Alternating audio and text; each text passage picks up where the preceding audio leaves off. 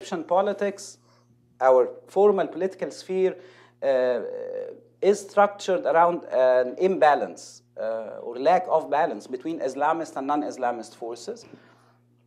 But that imbalance is changing and is being newly defined constantly.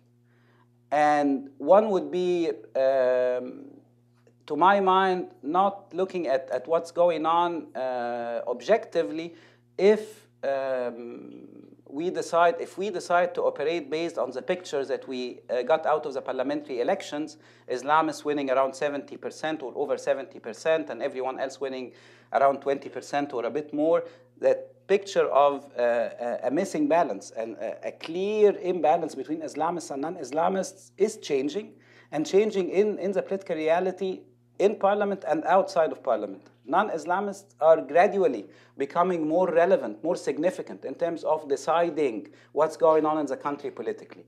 The Constituent Assembly was brought down due to a campaign that we launched, due to a non-Islamist campaign.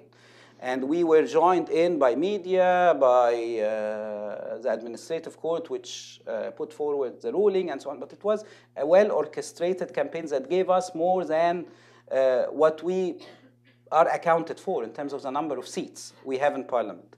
Non-Islamists are being increasingly looked at as partners by Islamists, and I can only attest to that in the daily management of parliamentary work.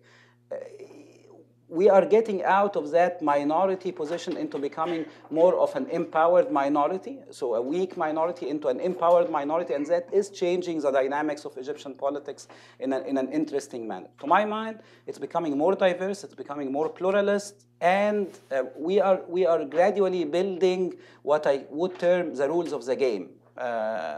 Not only to respect the ballot box and the outcome of the ballot box, but to have consensus as an objective as well. The Constituent Assembly was a test case in terms of failing to reach consensus. And the Islamists are learning out of it that they need to have consensus as an objective, that they cannot simply take the country the way they wish or the direction they like and marginalize everyone else. And that is a very healthy development that is coming relatively quick, to my mind. I mean, after a few months of political dynamics, relatively pluralist and relatively diverse in parliament and outside. So the four facts taken together tell me, of course, one can add additional facts. Security sector reform completely missing. Addressing the core question with regard to the military establishment and their place in the system.